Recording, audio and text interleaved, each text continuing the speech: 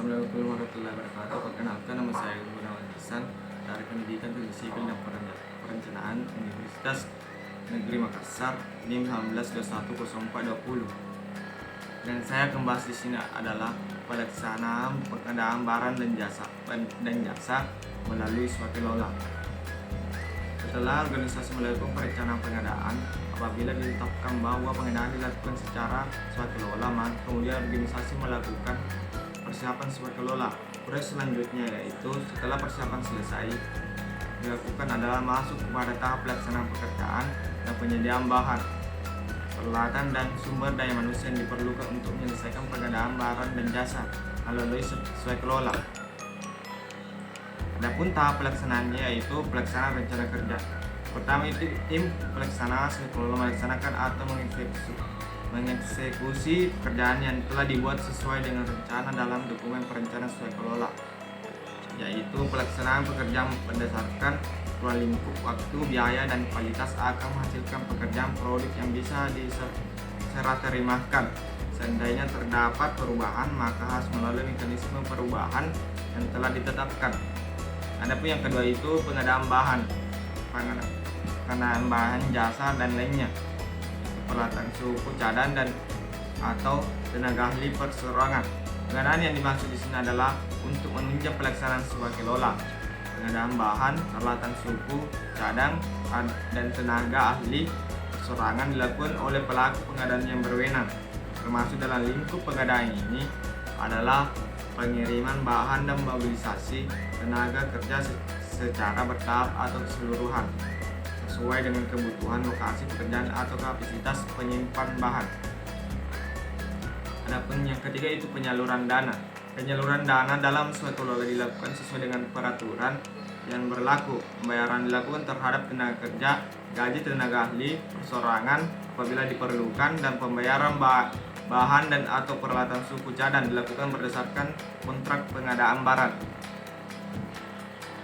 Yang keempat itu pengawasan dan pengadilan pekerjaan. Pengawasan pekerjaan swakelola dilakukan oleh tim pengawas dengan melakukan observasi dan supervisi pekerjaan melalui dari persiapan sampai akhir pelaksanaan pekerjaan swakelola.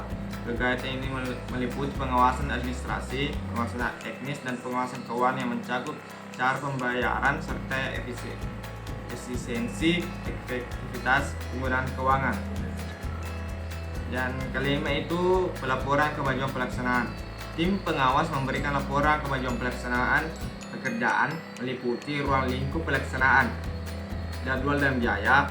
Laporan tersebut disampaikan kepada pihak yang memerlukan terhadap pelaksanaan swakelola yang berisikan hasil evaluasi, masukan, dan rekomendasi untuk memperbaiki dan meningkatkan pelaksanaan pekerjaan swakelola selanjutnya. Adapun yang keenam di sini yaitu pelaporan realisasi pekerjaan. Pelaporan realisasi pekerjaan yang merupakan dokumen pendukung dari laporan kemajuan pelaksanaan swakelola. Laporan ini meliputi hal-hal sebagai berikut, yaitu pengadaan dan penggunaan materi bahan. Yang kedua itu pengadaan dan penggunaan tenaga kerja ahli. Dan ketiga itu pengadaan dan penggunaan peralatan suku cadang, dan realisasi keuangan dan biaya yang diperlukan, pelaksanaan fisik, dan hasil kerja setiap jenis pekerjaan.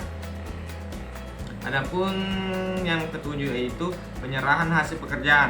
Setelah semua pekerjaan selesai dan item-item yang harus diserah terimakan dilakukan secara menyeluruh, maka swakelola dapat ditutup dengan penandatanganan berita acara serah terima oleh pihak yang terlibat dalam kontrak pengadaan barang dan jasa melalui swakelola.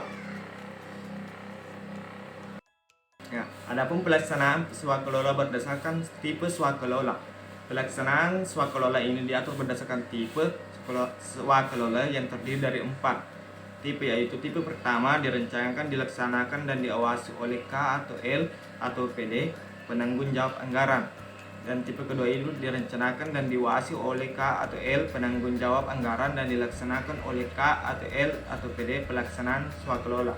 Dan tipe ketiga itu direncanakan dan diawasi oleh K atau L atau PD, penanggung jawab anggaran, dan dilaksanakan oleh organisasi masyarakat atau ormas. Dan tipe keempat itu direncanakan sendiri oleh K atau L atau PD, penanggung jawab dan atau berdasarkan usulan kelompok masyarakat, dan dilaksanakan serta diawasi oleh kelompok masyarakat. Ya, adapun pelaksanaan swakelola tipe pertama, yaitu dalam pelaksanaan swakelola tipe pertama dapat menggunakan pegawai lingkungan instansi sendiri atau merekrut dari instansi lain dan atau tenaga ahli. Oleh karena itu, dalam pembentukan tim swakelola tipe pertama itu hal-hal yang perlu dilaksanakan adalah membuat struktur organisasi tim pengelola swakelola seperti dan menghitung persentase tenaga internal organisasi K atau L atau PD yang terlibat, menghitung persentase tenaga eksternal organisasi yang diperlukan, dan menghitung presentasi tenaga ahli sebagai pendukung tim internal dan eksternal swakelola. Adapun yang kelima itu merekrut tim pengelola swakelola sesuai rencana dan porsi yang telah ditetapkan dan menyediakan bahan peralatan yang diperlukan untuk penyelesaian pekerjaan. Penggunaan tenaga ahli dalam hal ini dibatasi oleh dengan porsi tidak melebihi 50% dari jumlah tim pelaksanaan. Secara filosofi, tentu hal ini dapat dipahami sesuai dengan tujuan swakelola, yaitu meningkatkan pemberdayaan kemampuan manajemen dan teknis dari pelaksanaan internal organisasi dan diharapkan menghasilkan efisiensi biaya. Selanjutnya, pelaksanaan swakelola tipe kedua, yaitu dalam pelaksanaan swakelola tipe kedua yaitu penanggung jawab K atau L atau PD melakukan kesepakatan kerjasama dengan menteri, kepala lembaga, kepala dinas lain pelaksanaan swakelola untuk menggunakan pegawai di lingkungan instansi sendiri dari instansi lain. Dalam tipe kedua ini tidak ada penggunaan tenaga ahli dari penyediaan seperti konsultan, karena peran tenaga ahli dalam hal ini diambil oleh instansi lain yang mendukung instansi penanggung jawab swakelola. Oleh karena itu, dalam pembentukan tim swakelola tipe ini, hal-hal yang perlu dilaksanakan adalah membuat kerjasama antara K atau L atau PD penanggung jawab dan K, L atau PD pelaksanaan swakelola, dan membuat struktur organisasi tim pengelola swakelola sebagai berikut. Dan ketiga itu menghitung presentasi tenaga internal organisasi penanggung jawab. Dan keempat itu menghitung persentase tenaga eksternal organisasi yang untuk melaksanakan. Dan kelima itu merekrut tim perencanaan dan tim pengawas yang berasal dari instansi penanggung jawab anggaran, merekrut tim pelaksanaan yang diangkat oleh instansi pemerintah lain pelaksanaan swakelola, dan menetapkan posisi pejabat pengadaan untuk penyediaan bahan dan peralatan dan sumber daya manusia yang bisa berada pada tim pelaksanaan atau di pemilik pekerjaan. Ya, adapun pelaksanaan swakelola tipe ketiga yaitu pelaksanaan ini dilaksanakan oleh organisasi masyarakat atau ormas. Perlu dipahami bahwa perencanaan dan pengawasan swakelola tipe ketiga ini dilakukan oleh penanggung jawab anggaran, sehingga poin pentingnya adalah pendelegasian tugas oleh PKK dan dari K atau L atau PD penanggung jawab anggaran kepada organisasi masyarakat yang tertuang dalam kontrak pelaksanaan swakelola tipe ketiga, dilakukan berdasarkan kontrak PPK dalam pimpinan organisasi masyarakat.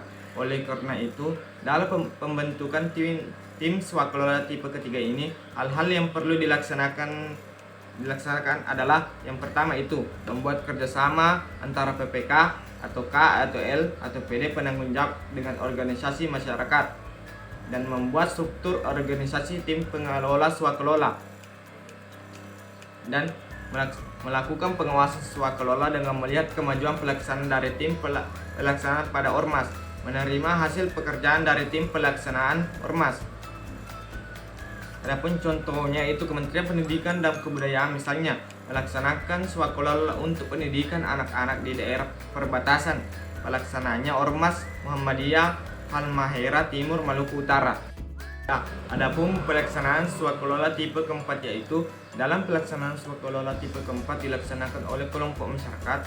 Perlu dipahami bahwa perencanaan swakelola tipe keempat ini dilakukan oleh K atau L atau PD penanggung jawab anggaran. Hanya saja pelaksanaan dan pengawasan dilakukan oleh kelompok masyarakat, sehingga poin pentingnya adalah pendelegasian tugas oleh PPK dari K atau L atau PD penanggung jawab anggaran kepada pimpinan kelompok masyarakat yang tertuang.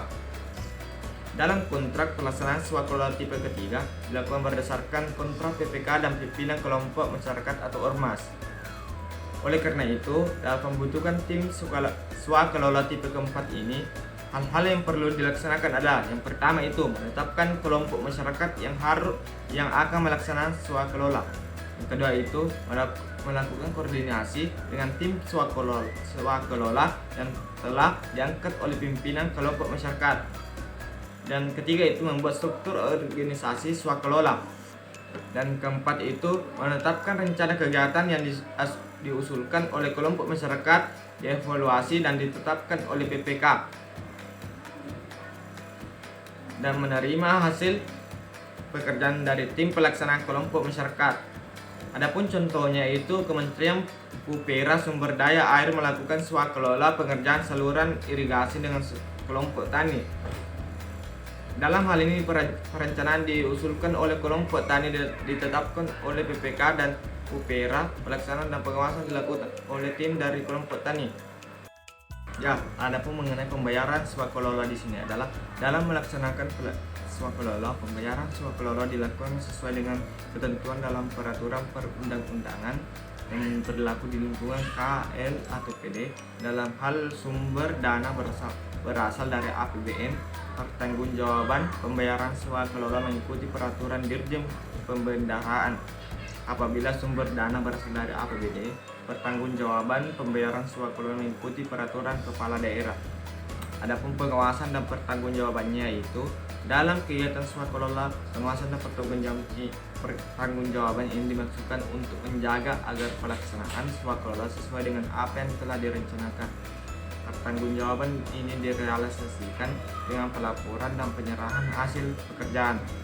Adapun pengawasannya yaitu pengawasan atau monitoring adalah melakukan observasi terhadap indikator-indikator kinerja pelaksanaan terhadap rencana swakelola secara berkala. Tujuan pengawasan swakelola adalah menjaga agar pelaksanaan swakelola sesuai dengan rencana. Pengawasan kegiatan swakelola bertujuan untuk mengecek dan mengukur kemajuan pelaksanaan swakelola dan menganalisa situs perkembangan swakelola dan mengambil tindak lanjut terhadap kejadian, isu-isu dan kesempatan dalam menyelesaikan swakelola. Adapun pertanggungjawabannya itu pelaporan secara berkala dibutuhkan terutama terhadap lingkup pekerjaan, jadwal dan biaya. Tentu laporan lain seperti kualitas, resiko, pengadaan bahan yang harus dilaporkan dalam realisasi pekerjaan. Kemajuan pelaksanaan swakelola dan penanggung keuangan dilaporkan oleh tim pelaksanaan kepada PPK secara berkala. Hal ini dapat dipahami sebagai bentuk pelaporan terintegritas dari kemajuan swakelola dari segi pekerjaan dan biaya yang direncanakan terhadap aktual realisasi fisik, waktu dan biaya swakelola. Selanjutnya, frekuensi pelaporan yang perlu disampaikan oleh tim pelaksanaan kepada PPK dan berjenjang sampai kepada PA atau KPA, yaitu adalah frekuensi setiap bulan. Tim pelaksanaan swakelola menyerahkan hasil pekerjaan swakelola kepada PPK setelah hasil pekerjaan swakelola diterima PPK. Selanjutnya PPK akan membuat berita acara serah terima hasil pekerjaan kepada PA atau KPA. Proses terakhir adalah penyerahan aset dan kegiatan swakelola yang dilakukan sesuai dengan peraturan perundang-undangan. Ya, demikian mengenai penjelasan tentang pengadaan barang dan jasa melalui swakelola. Lebih dan kurangnya mohon dimaafkan. Wassalamualaikum warahmatullahi wabarakatuh.